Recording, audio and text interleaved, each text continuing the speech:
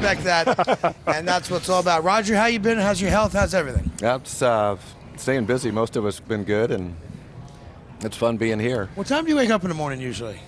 Are you still like a 5 a.m., 6 a.m. guy, or are you like a noon guy? Well, I have a black lab that's kind of struggling right now, so she gets up about 5:30, so I have to let her out. So you're up with the dog. And Ron, you look like you sleep half the day. You're handsome, you're well rested, no pressures at all. Head coach of football, big deal. I can handle that. Yeah, the best part is, like you said, no pressure. So let me start, Ron, from a football standpoint. I'll tell you why the guys are here. It's always good talking to you guys.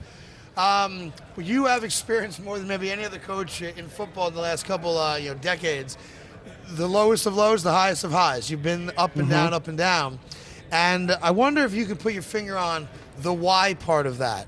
Is it just sometimes it's intangible, it just goes that way, or is there a cause and effect reason for what you guys went through this past year? I think there is a lot of cause and effect for why things happen, and unfortunately some of it we can control and some of it we can't. I mean, we as coaches got to look at what we did last season and figure out, was it good enough? Are there things that we can improve and be better at? Secondly, is are we performing the way we're capable of? Have we played up to the expectations? Those things that we can control and take charge of. That's part of it. The other part, we can't. You can't coach injuries. Those things happen. Now what has to happen is the young guys that get opportunities as backups have to step up and play well. Is there any aspect at all of the success got to the guys, ego-wise? Maybe you practiced a little less than you did the year before. Hey, we went all the way. We got there. Hey, I can handle this. Where you noticed that the guys maybe, and I'm saying this respectfully, maybe just didn't practice and play the same way. I wouldn't say didn't practice or play the same way. What I would say is probably what you're alluding to, and that is, some guys said this is easy. We got this. No, but the unfortunate part and the thing you have to realize, you got to show up every day. You got to show up and work hard every day and play hard every day, and some of those things happen. You guys changed a lot. You changed a lot this season from where you were last year in the Super Bowl and all that other stuff. You also have a young quarterback who's all over the place. Yes. I mean, and there's a lot to talk about when it comes to Cam Newton, but you're his coach. You see him every day. And, everything I get from you is like a frustration with the way the media sometimes depicts who Cam is. I think, that perception really, I think gets to some people, and I think it does, lead certain directions with other people. And that's the unfortunate part. I don't think people really get to see the guy behind the scenes and know exactly who he really is. Yeah, I mean, there are some things that I wish he could control. You all right? Roger just knocked my microphone out because we haven't asked him a question yet. Listen, Roger's NFL royalty. You know that, right? Yes, he is. Roger Absolutely. is NFL royalty. He's American royalty. Yes. Believe me, he deserves his own spot when we get to him. But just real quickly, we sit here with one of the great quarterbacks of all time, one of the steady leaders of his franchise and his team, who had multiple winning seasons, Super Bowls, the whole thing. What is it going to take for Cam Newton to become that type of guy for the Carolina Panthers? Well, I think a big part of it is us as a football team playing consistent. I think, again, go back to what happened last year. Look at the injuries we sustained. The position catastrophe we had on the offensive line. I mean, you lose your starting left tackle, you lose your starting center. You have to move your right guard to play right tackle because your backup right tackle it was now playing because your starting right tackle had to play left tackle. I mean, there were so many things that went into play last season that was really disruptive for not just Cam, but for the entire football team. And those are things that we have to correct and we have to fix as we go forward. Roger Staubach's to our left, and Roger's still obviously knee deep in what the Cowboys do, and in Dallas and all that stuff.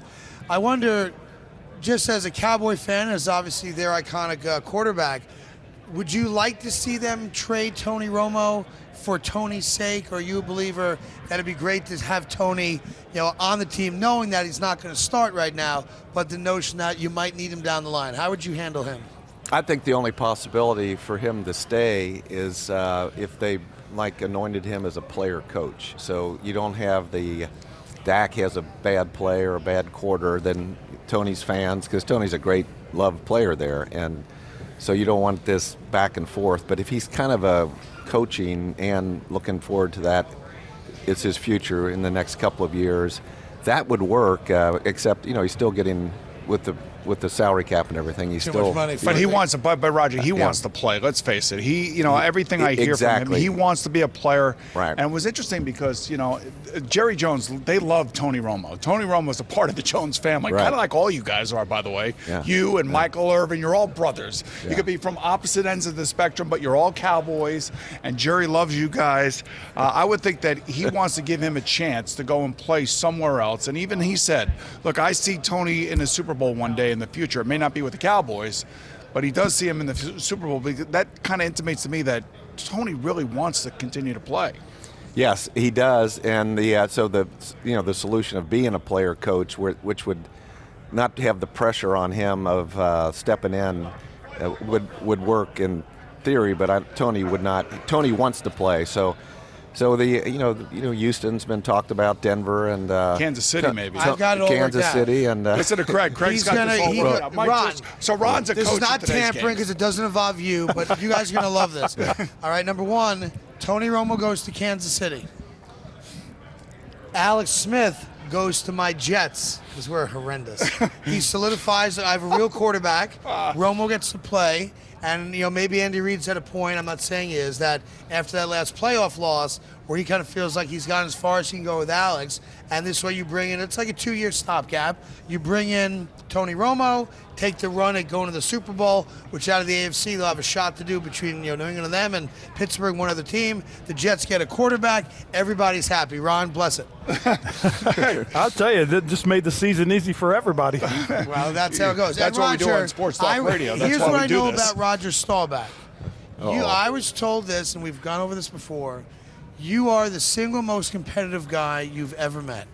And there's no way, if you were Tony Romo, you could ever sign up for the situation you just established because you'd go crazy. You have to compete. Yeah. I know it's about you. Right? Well, that's exactly right. And Tony really is a competitor, and he wants to play, and he's healthy now, and he wants to play. It's healthy to be a real competitor. You don't want to be a sore loser. Like Al. But you don't like losing, but a competitor really. When you're a starting quarterback, though, you got to get out there and you got to go play. That's all. And Tony Romo is a fierce competitor. Let me say this: the guys are here on behalf of the Salute to Service Award presented by the USAA. Roger, of course, a Super Bowl MVP and a man who dedicated a portion of his life to our country and defending it. And Ron, who's been knee deep in supporting, our military and making sure it's a big part of what we do because we're all in a position to, send the message out there. And tonight, Dan Quinn, the Atlanta Falcon head coach, will be formally introduced as the recipient of the 6th Annual Salute to Service Award presented by USAA. Now, he didn't serve, but he makes sure that his guys are respectful of the military. That's one of the big things that we've seen throughout the league, especially with this initiative by USAA, sponsoring and supporting Salute to Service. I think, again, it's a great thing that does go on because so many men and women, like you mentioned, have given so much for our country, and the least we can do is make sure they know we appreciate that. Well, and Roger's one of them, so I appreciate you guys coming in as always, and good to see you well. What are you shooting in golf these days? Well, I'm in the probably the high 80s. You suck. Yeah, Roger's technical. He's so technical. I want to ask Ronnie one quick question. You know the Atlanta Falcons better than anybody. You play them twice, and you're going to see that they're going to get better over time because they got a good, young, solid nucleus, especially on defense now.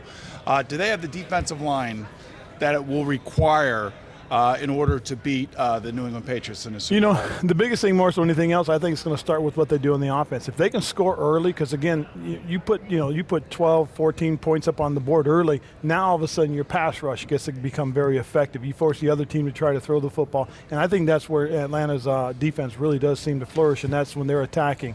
I think, again, this is one of those things that if their offense scores early, starts fast like they've done all year, set their defense up into that type of mode, it could be a good game for them. Ron Rivera, Roger Staubach, thanks for coming here, guys. Roger, always a pleasure. Our show's brought to you by, I'm sorry, you going to say something? Well, Boomer's from Cincinnati. I grew up in Cincinnati, so every time I see Boomer, I was yelling in that game against the 49ers. And you and me both hate the 49ers. You had the game won, and if Montana would, who was it? Lewis Phillips. Lewis Phillips was got hit in the chest. Defensive back. Number 24. The game's over, and he has the interception. You're a Super Bowl champ. Yeah, but unfortunately, I'm here with this guy doing radio. To be fair, and Ron knows this, had Boomer managed the clock a little bit better, Oh, yeah, he okay. would have milked it and left as the under winner. the bus. You Yes, have exactly. to understand what's going on with the Unbelievable. clock. That's a good Time partner, right? management. It's a good partner In for any 10 event, years. our show's made The possible Boomer by was a good one, though. Thank you, Roger. I appreciate Tri-State that. Ford I'm glad Dealers, somebody Bigelow remembers T, that. Zipa, Amtrust Financial, Jesus. Adorama, Elite